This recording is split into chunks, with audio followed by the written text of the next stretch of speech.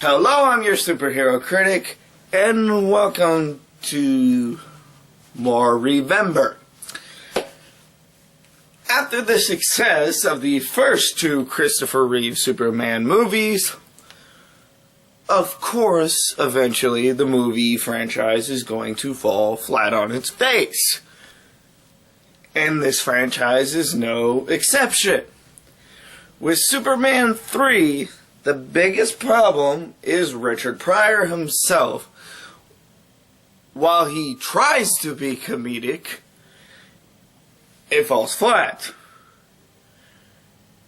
But let's let the movie speak for itself. This is Superman 3. Our movie starts with Richard Pryor being declined for unemployment help. He then goes to smoke with help from a bystander. On the matchbook, he sees an ad to make big bucks by becoming a supercomputer programmer. We see next a barrage of slapstick comedy that is not only unneeded, but also not very funny at all. It includes penguin toys walking around, a blind man wandering around, and pies.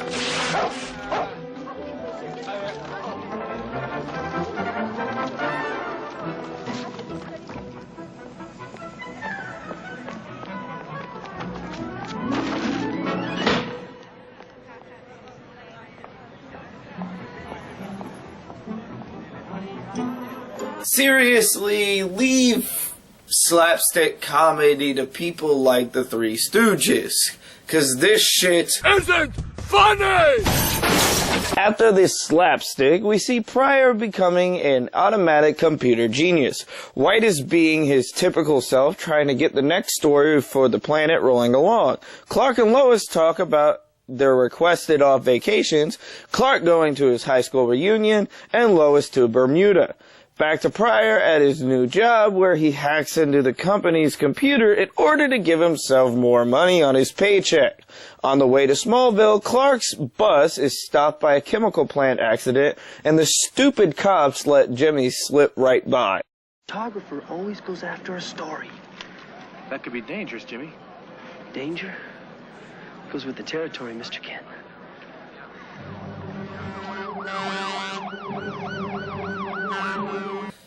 Oy, this headache. The cop looks straight at Jimmy, does not do his job, and stopping him. You can clearly see that he looks straight at Jimmy. Mah! Superman, of course, jumps in to save the day by breaking off a plant pipe and turning it into an ingenious makeshift slide.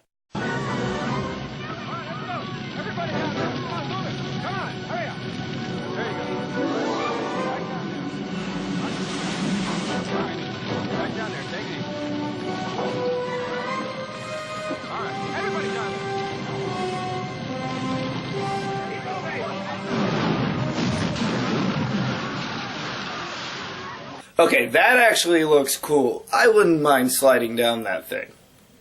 I don't know what's in the tube, but it'd be fun. While searching for more people to save, Superman comes across a scientist who refuses to leave because he knows if he leaves, the chemicals that he's watching will create a complete disaster. After saving Captain Jimmy's stupid pants, Superman learns that the firemen have lost pressure in their hose, so Superman thinks quickly when he learns of a nearby lake.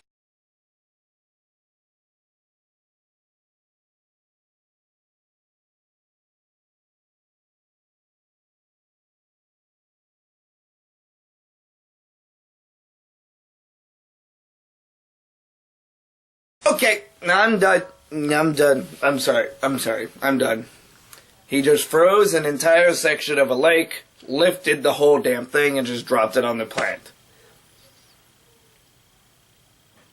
Words cannot describe how stupid that is. So yes, as I said, Superman drops this giant chunk of ice onto the chemical plant, saving the day. We head to the reunion where we meet Lana Lang, who's played by Annette O'Toole, who will later go on to play Martha Kent in Smallville.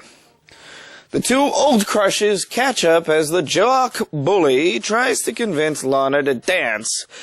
but she chooses Clark instead.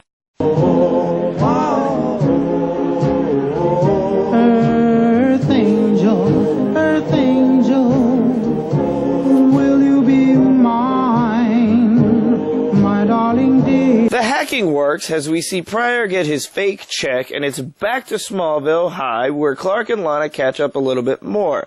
The topic is relationships that never happened. Gee, what are they trying to insinuate? We jump to our movie's villain, Webster, who has found out about Pryor's scam and consults his oldest colleague on what to do. At the bowling alley, our hero helps Lana's son learn how to bowl the only way Superman can. Here you go, Ricky. And you give it your best shot. Okay? There you go. Oh, sorry.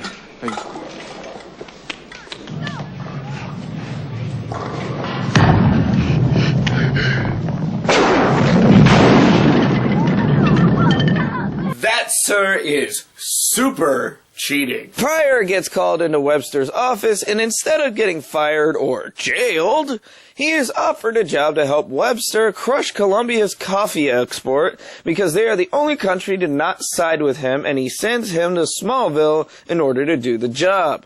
We jump to Lana and Clark on a picnic where Clark gets cockblocked by Lana's car troubles before changing into Superman in order to save Lana's son from a field worker.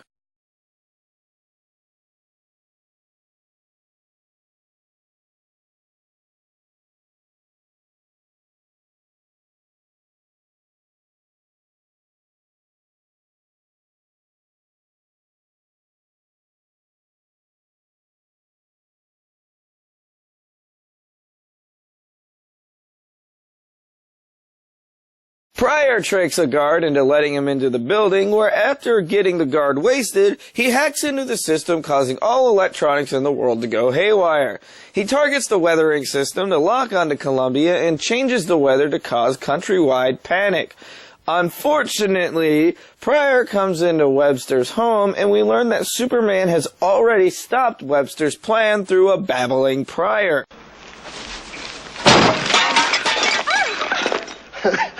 This cake was flapping in the wind. He was flying. He was great.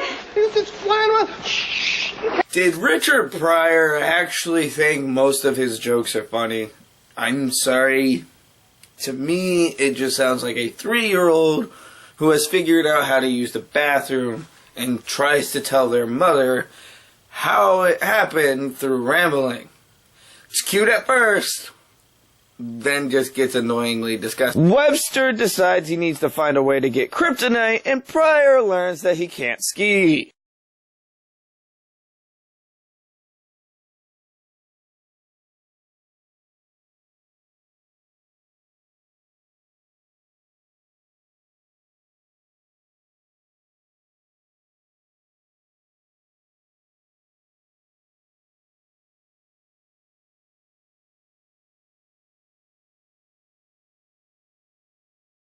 Ha! Pryor starts examining the krypton particles and changes the unknown ingredient to tar. While at the planet, Clark gets a call from Lana and promises her that Superman will be at her son's birthday party. In Smallville, however, Superman is presented with the key to the city. Pryor shows up and acts as a military person and gives him the fake kryptonite as a token of appreciation, but it seems to have absolutely no effect on him. At Lana, Superman starts having strange feelings and thoughts that make him into a complete creep and douchebag, including ignoring an accident he's told about and straightening the Leaning Tower of Pizza.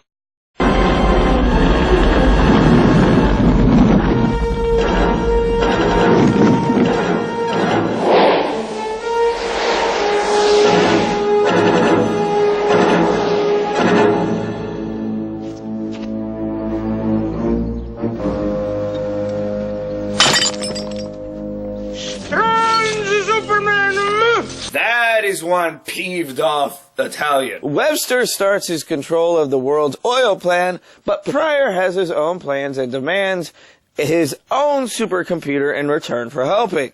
One of the tankers ignores the orders and continues to go to Metropolis. Superman, who is now apparently evil in every way, is convinced by Webster's girl toy Lorelei to head to the tanker and make it go where Webster wants it to.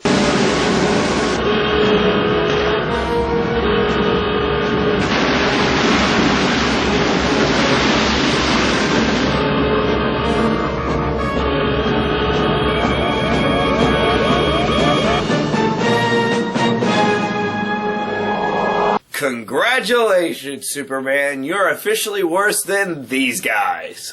Douchebag Superman gets drunk, and through Lana and Ricky concerns, he flies away. The movie portrays our hero's battle with himself completely literally, as our hero splits into two different personalities, and the two of them proceed to beat the shit out of each other in a junkyard. All looks bleak for the good version when he's trapped inside of a car compactor.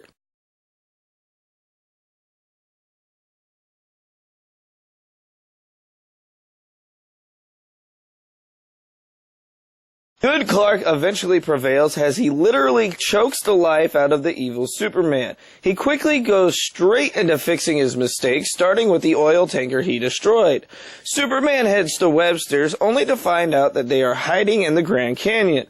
Our hero heads straight for them, but they are ready for him as they send all their defenses at him. Superman gets knocked out as he's hit with a missile, but of course he comes back. And of course, he heads straight into the trap as Webster traps him in the bubble. That's very good.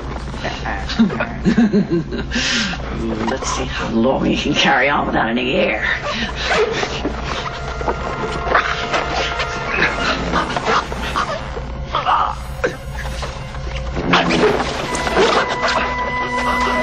Really? A bubble? You couldn't think of anything else more cartoony? Wile E. Coyote? Superman, of course, escapes, but is then trapped in a kryptonite beam. Pryor has a conscience and does everything he can to help the superhero.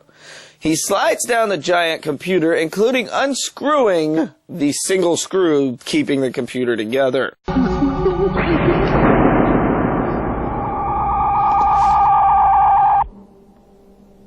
At least it's idiot-proof. Pryor and Webster fight over the screw, leading to Webster being punched in the face. The computer decides it still wants to exist and comes to life. Pryor destroys the kryptonite ray, only to get hurt himself. As everyone tries to escape, Webster's sister gets sucked into the computer.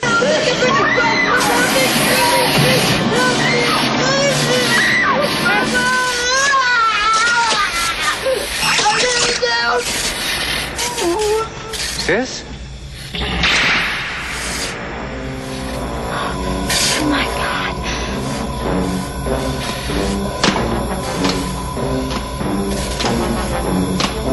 The fuck am I looking at? Bicentennial Woman attacks Lorelei, and Webster, as the city's power gets depleted. Superman deflects the attack beam to the robot woman and proceeds to grab and open a jar of some kind as he's eaten by the computer. The container starts to spew out an ooze that covers the computer as it explodes.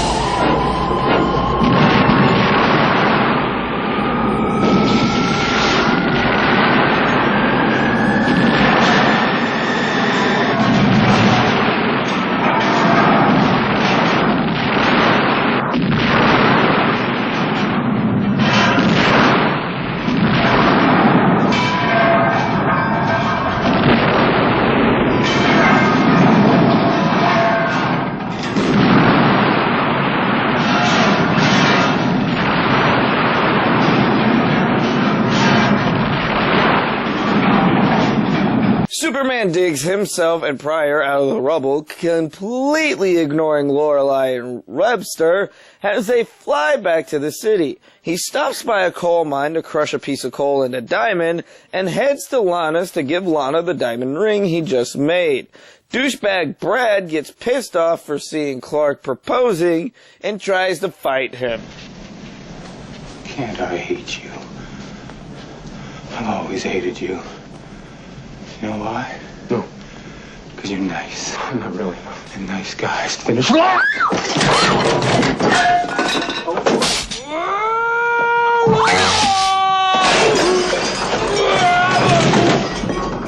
Our movie ends at the Daily Planet where Lois meets Lana for the first time, who has now gotten a new job as Perry White's secretary. Superman puts the Tower of Pisa back into a leaning position.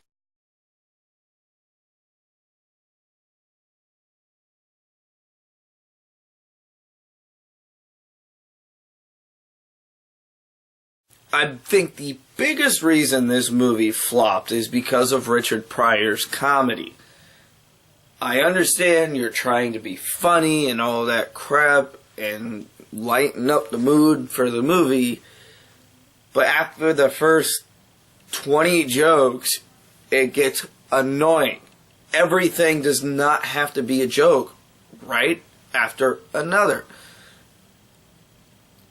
Christopher Reeve is the only reason this movie was a success in any way. Especially because of the fight between himself. Now, while this movie is meh, the next Christopher Reeve movie that I must review is Superman 4: The Quest for Peace.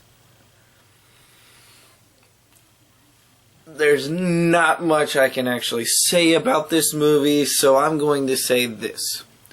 This movie makes me just as mad as this Italian. E grazie. I'm your superhero critic.